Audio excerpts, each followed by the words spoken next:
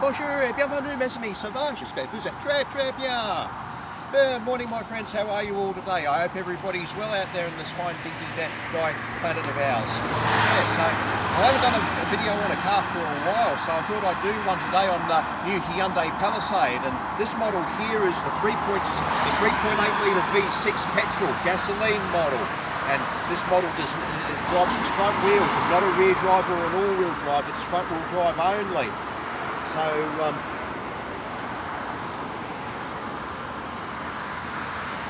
the power outputs of this vehicle, the power and torque outputs are 217 kilowatts and 355 newton meters of torque. It's a refined car to drive, it's smooth, it's refined, the 8-speed automatic, push buttons for the quadrant. The automatic works exceptionally well, it's smooth on the kickdown, gear ratios are well suited to highway cruising. It's certainly not a driver's car by any means, as when you push it really hard it understeers like an absolute pig, and that's with the traction control switched off. So, but with that said, it's not a car you'd buy for enthusiastic driving, it's not what you'd call a dynamically spirited car.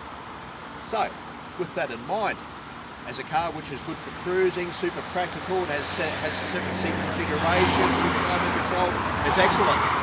This is the 3.8 litre V6 petrol gasoline engine.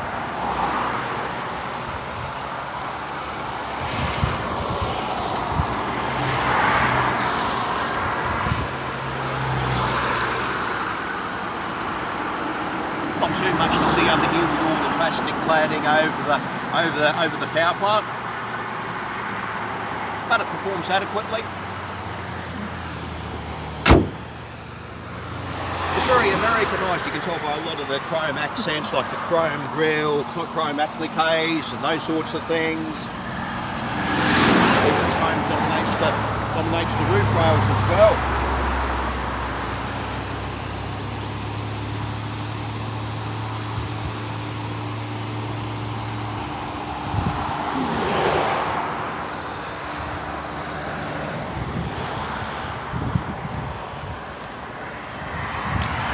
Take a look at the rump end. Let's take a look at the rump. Okay, so been the Hyundai Palisade, as mentioned before, 3.8 litre V6.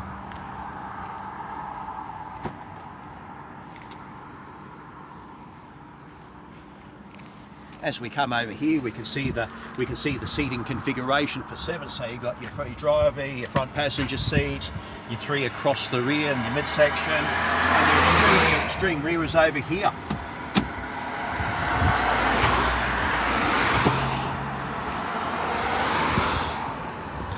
And yes, believe it or not, there is provision for a centre passenger here with their own central rear belt, like so.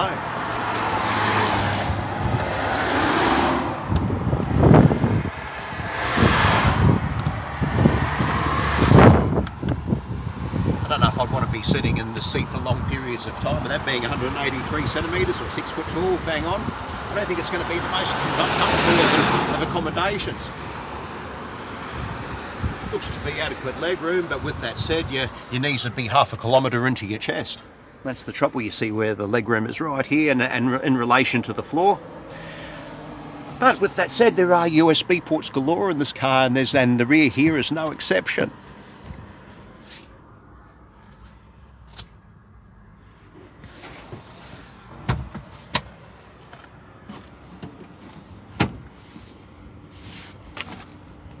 This even has a cargo blind, there's that as well, toolkits, cargo net, jack over here of course, and this one has an infinity sound system.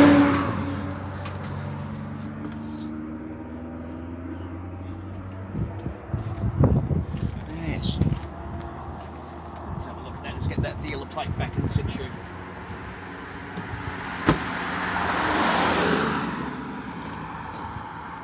That's where the spare wheel's located under here.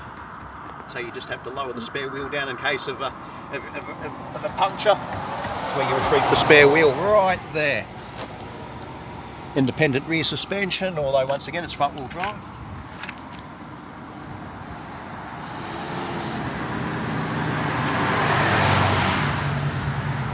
Alright, so it's time we go for a drive.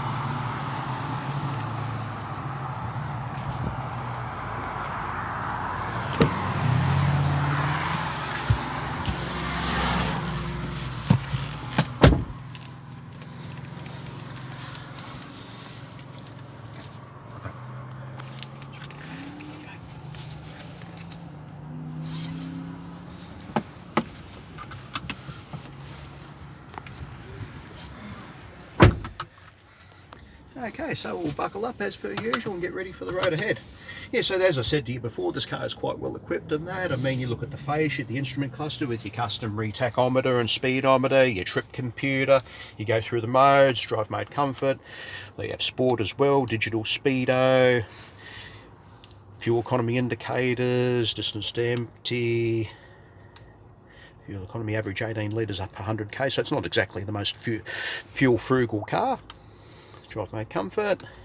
Of course, there's traction control over here, which you can turn off. I've turned it off before just to see what the handling's like. In other words, a pig understeer on the limits. But that doesn't matter though. I mean, like I said, you've got to consider the car it is. But the climate control works really well in this car. It's very cool, very effective. You've got dual zones, of course. And there's your parking. There's your parking sensors. Rear view camera as well, which is available. Need be drive modes, which you can change. Eco, smart, eco, comfort and sport. Comfort, eco, smart. We'll go for sport on this particular occasion and let it do its thing. But yeah, this is the quadrant over here I was referring to with the automatic transmission, which is 8-speed. So you've got park, reverse, neutral drive, etc. And that also there, of course, it has the custom restart and stop button.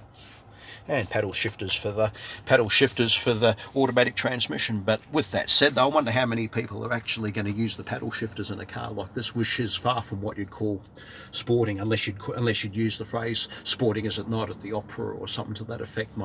May well be. Yes. So there's. I mean, you've got all different radio stations and that, and over 90s. You've got digital audio in this car as well. Digital audio as well as FM.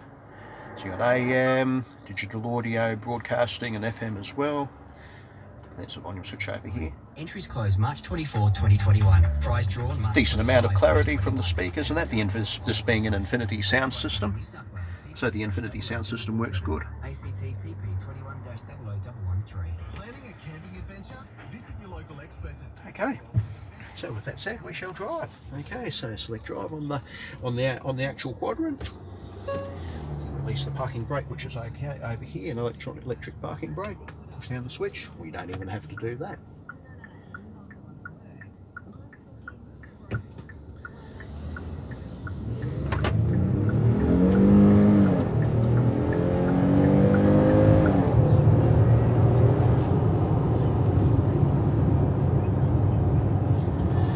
So with that said, as I said before, I've pushed this car earlier on, and just there's nothing really to talk about or show because it's just a pig understeering handling car. That's all it is. And with that said, but for something that's quite comfortable, quite practical, does the job required of it, ferrying around passengers and their luggage. If you don't have if you don't have a 6th or 7th passenger as your whim, then this might be an option for you. But with that said, keen drivers need to look elsewhere. The refinement's okay at cruising speeds, even at 100 kilometres an hour.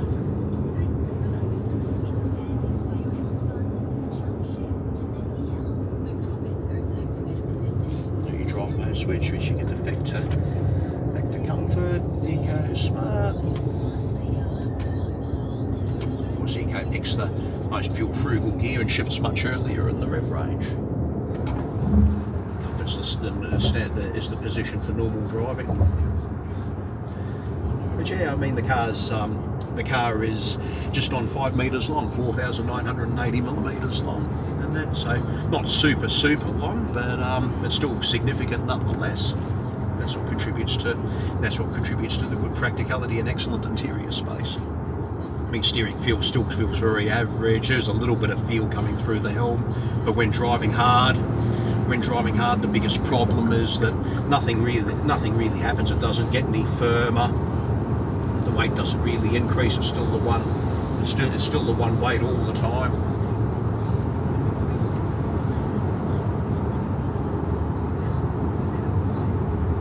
But yeah, but yeah, all up. If you're over here, the price of this particular car is $70,000. So I don't know whether that's going to be good value in your eyes or what. But undoubtedly there will be people that will be queuing up to buy one of these cars. There'll be people that will that would do that. But yeah, so here comes one of the roundabouts.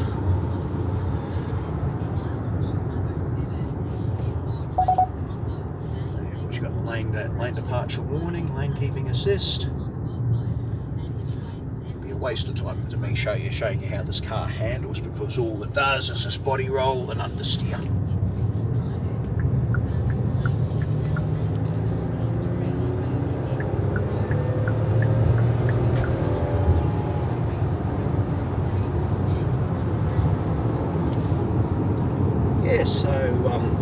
So I thought I'd just give you a little short skit on this car today and that, and see what your thoughts were. For me personally, it's not a car I'd purchase. Certainly not a driver's car or anything to that degree. But even so, there is a market for this sort of car here for people that are just wanting the size, the largesse, and some practicality. So, what are your thoughts? So on that note, I will bid you adieu. So for maintenant, au revoir, bonne journée, and peace out. See how this finger goes these days. Peace out. Laters.